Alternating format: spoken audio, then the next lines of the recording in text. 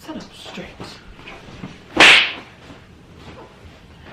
How to survive long distance relationships. Baby, I'm just really trying to make it. All these other people hating and they trying to test our patience, but we let them get to us. They trying to make it. All these smiles trying to fake it, but they must have us mistaken. Cause we want. What's up?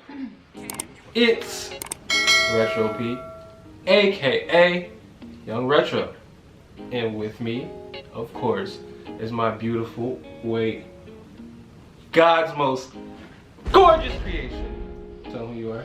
I'm Nia Faith, aka Raleigh Wood, baby. And we are here today with a little, kind of different video. Usually we're doing challenges and, playing around and stuff.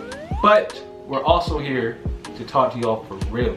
We feel like we are led to help the youth and just people in general. So we're going to try our best to help you with the knowledge that we have on Long distance relationships. Yes, we came up with 10 things we think are essential. Just, pointers, not necessarily rules, just guidelines that you can follow if you want to make your relationship that's long distance successful. And we believe this is a really good time to release this because of what's going on in the world, and there's so much craziness, and we know a lot of people have to be separated. And the reason we know this is because we have experienced it. Aww. We have done long distance for how long? Like a year and a half, 2 years? Probably total. Yeah, we've done long distance for a long time, and as you can see, she's still stuck with me.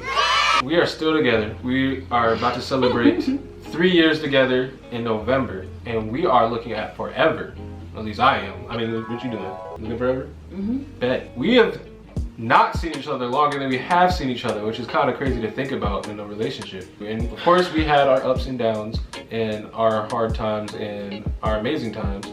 And that's why we feel like we can help other people, not necessarily avoid the hard times, because the hard times are a great place to learn. Just kind of help you not have to go so deep into them. Let's get started. We're gonna go from number 10 down to number 1. The first guideline for surviving a long distance relationship is sending care packages. Yes. What did I send you? What's the first thing I sent you when you were at school? I don't remember the first thing, but you sent me a lot of stuff. She sent me like ramen noodles, of course, because every college student eats ramen noodles. A little college care package. Yeah, she sent me microwave popcorn. Yeah, popcorn, because I love this certain kind of popcorn. Candy. And she sent it, candy. She sent me a teddy bear. She sent me my favorite show. Because DVD. Our anniversary and stuff, we had to send each other gifts through the mail. Literally, we weren't together. We weren't together for like our first 2 anniversaries. So which is really sad because we wanted to celebrate that together. And we finally got to. But, she would send me stuff like that, and I would send her stuff as well.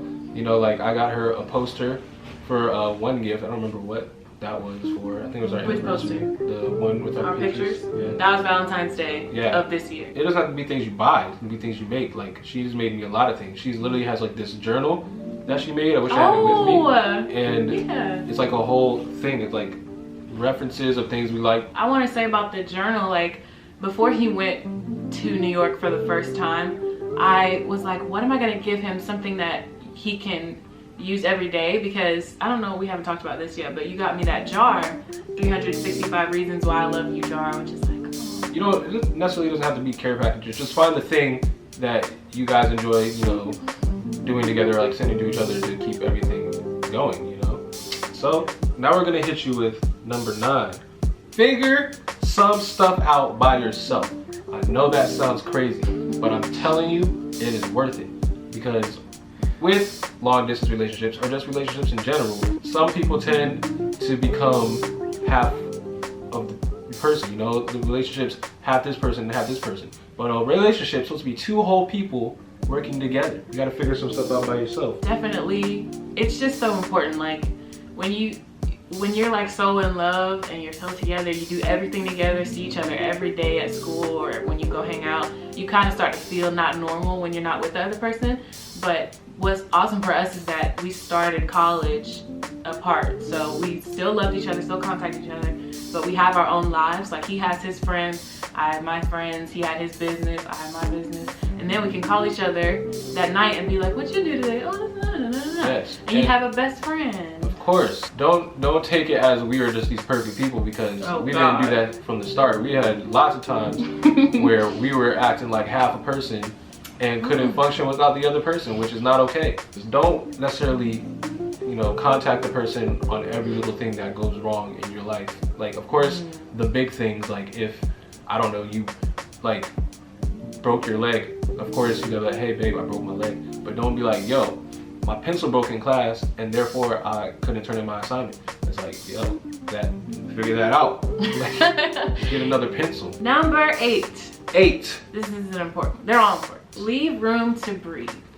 Yes. Can I start this one? Of course. You know, I'm not a huge, is it astrology? I'm not a huge astrology believer, but I do recognize, you know, some people born around the same time of year have similar experiences, and there are some things that I've seen and been like, interesting. So I'm an Aquarius, and one of the things that's like common for people who are born around that January, February time is like a sense of independence, and also in relationships not being very naturally affirming. So I don't tell people that I love them all the time. Like it's just, he is a Libra, and Libras are naturally very affirming and very affectionate and just out there like, I love you, I love you, I love you, I love you, you know? And it's like, I know, you know, I love hearing it. It's not that I don't, but how I'm tying that into what my point is. Leave room to breathe is taking that naturally clingy part of yourself. You said clingy right when I started. Taking that naturally clingy part that might be inside him and just working on it. Just being like, you know what? She loves me, you know? Tell yourself, instead of being like, hey, do you love me? Because you don't do this and this. Just tell yourself she loves me. And if she didn't, she would let me know. If I stopped, I would update you. That's how I feel. Isn't that? Imagine that update. No, but I'm like, saying, hey, I don't love you no more. I feel like a decent person, you know, you wouldn't have to check up and then you're like, hey, do you love me? And they're like, you know what? No. You know? That is something we've both had to learn, because we have our weak moments where we're just like, do you still care about me? And you know, it's like, obviously we do. Yes. Otherwise we would say, I don't care about you. Obviously we wouldn't say it like that. That's just brutal. If you do that, for sure, you're mean. You gotta be able to breathe, do your own thing, and that sounds crazy because, you know, you're thinking, oh, I'm long distance, I'm all the way over here. I can't even. They're not close to me, but you can be far away and still close to each other. Number 7, control yourself. Let's say, for example, that Nia is, you know, at her school and I'm at my school, and I ask her how her day went, and she's like, yeah, my day was cool. And then my friend Jeremiah, and I'm like, who is this? I've never heard of Jeremiah, and all this, you know, all of a sudden I'm out here feeling on myself, oh snap, Jeremiah over there, and she probably liking Jeremiah, and Jeremiah like her, and oh my gosh, what am I gonna do because I'm all over New York? But no, you can't let that happen. You can't go down that, you can't spiral down like that. If you trust your person, you gotta trust them even then, even when it's like hard, or when those thoughts come, you gotta. It's hard, I think, especially for me as a woman, to know that I have a very eligible man. Like, trying to say fine. He's a total package. I mean, he's cute, he's funny, he's very charming, he's a man of God, which is like, it's just, he's magnetic. Like, I feel like, my fault. I'm gonna stop. So you control yourself. It's very hard because I know everything that attracts me to him, so I know that other girls find those attributes attractive. You know, he's even told me, like, you know, this girl's flirting with me or whatever, and I'm like, oh. And that is another thing we have to talk about, is that is just immaturity. Even if you're not doing if you're not doing it on purpose, because neither one of us were ever doing it on purpose, going like, you know, this guy flirted with me today. You could just say that, you know, not even thinking, but you gotta think, you gotta catch yourself.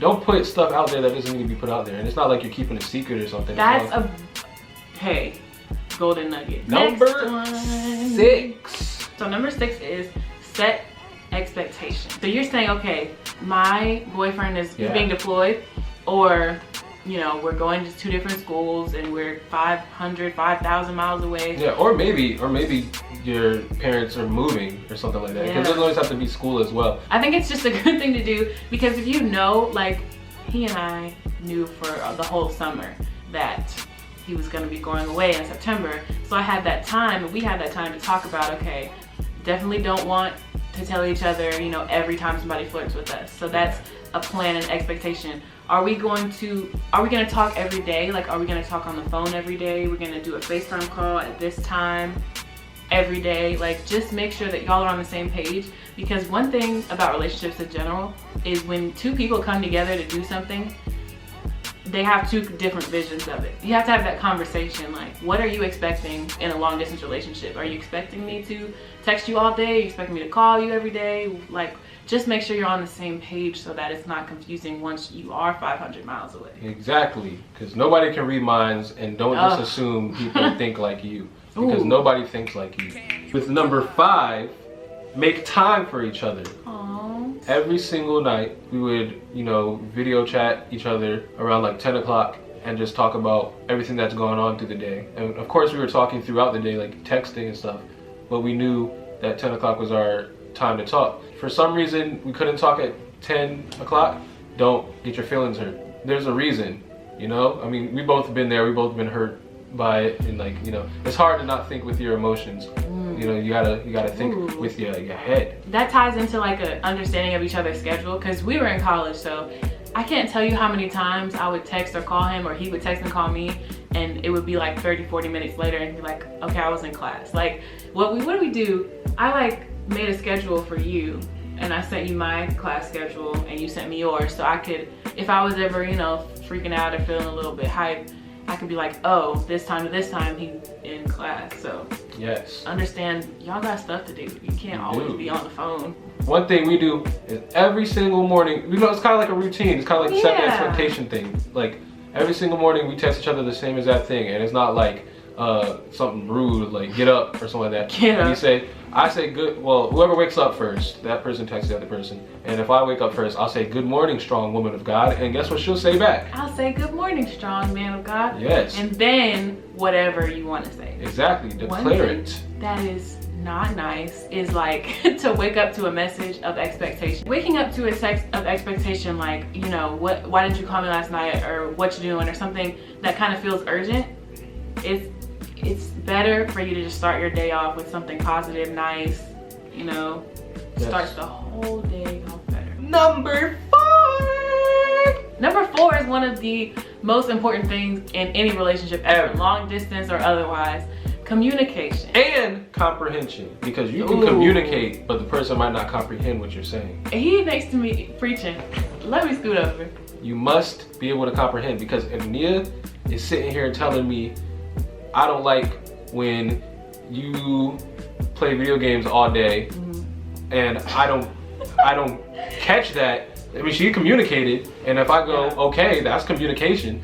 But if I don't comprehend that, oh, my girlfriend wants to spend time with me, she doesn't want me to play video games all day, or like she wants me to talk to her on the phone and not just be doing other things on the phone. We had this huge back and forth several times. Argument. See, we're not perfect. Over the fact that when we would be on FaceTime, he has an Android, so he has the ability to see me in the little corner and do other stuff on his phone. So he could be on Facebook, you could be on Instagram scrolling through posts while I'm in the corner, and I can see his eyes. They're not looking at me, they're looking at stuff, and you know, he's laughing, giggling and stuff. So we had to I had to communicate with him, hey, I don't appreciate it when we're on FaceTime and you're doing other things. He had to comprehend and be like, you know what? I can see how that would make me feel. I can see how that is not helpful. Yes. It's not a practical phone conversation. Yes, so we both had to do that, you know? Absolutely. Like, that was my thing. I was scrolling, but her thing was when we be on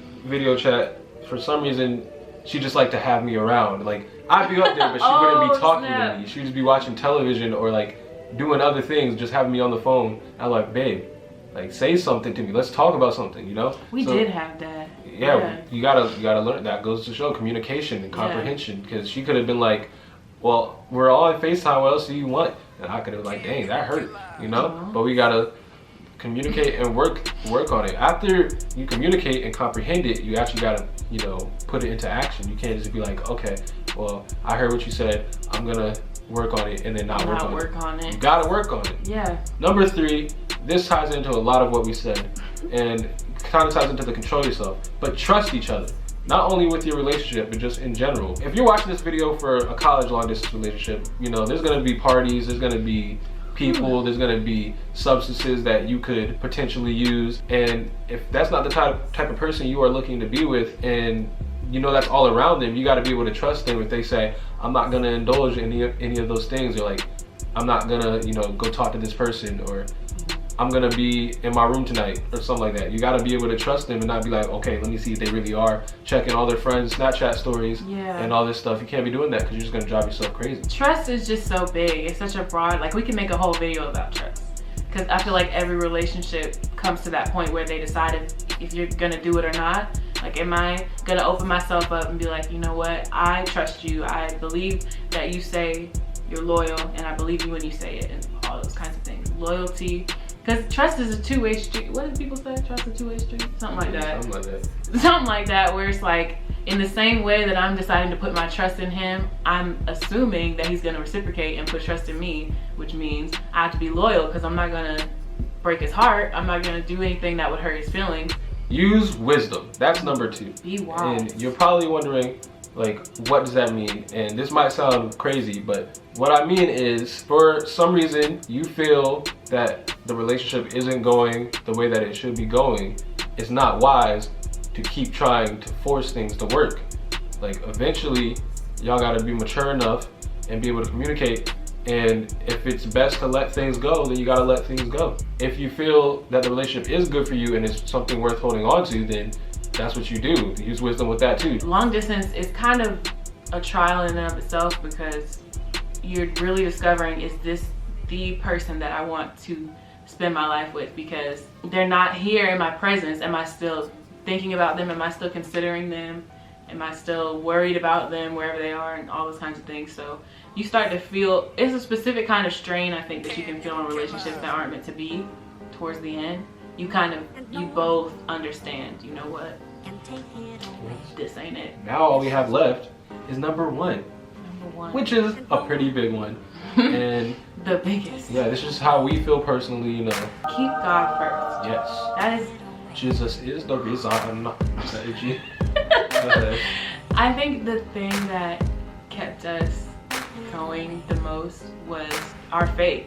Like, I don't think anything that we could have practiced, worked on, or communicated, trusting each other, anything else, you know, came under the fact that we knew that we were meant to be, because it's God's plan for our lives for us to be together. If we focused on, okay, let's keep praying, let's keep reading our Bible, let's keep watching sermons, and, you know, attend online church services, or whatever kind of church service you do, keep worshiping. Like, after you do all those things, everything else kind of falls into place, and this is one of those things. Like, keep God first and everything else will work out. That right there was our 10 guidelines on how to survive long distance relationship. This is a new series that we will start called How to Survive. And if you want to know how to survive something, just put it in the comments, DM us, let us know, and we'll basically, you know, come up with the next How to Survive video. So this was How to Survive Long Distance Relationships. And it has been a pleasure being able to talk to you guys. And, you know, hopefully we helped somebody. That's all we're really doing this for, is to help people. And yeah, so if you like that, go like, subscribe, and comment. and share. Yes.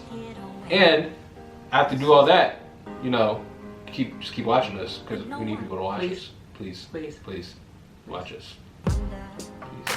As we were saying, if you get us to 1 million subscribers, I get to cut Rachel's hair. yes, my beautiful hair. I'm gonna get the clippers.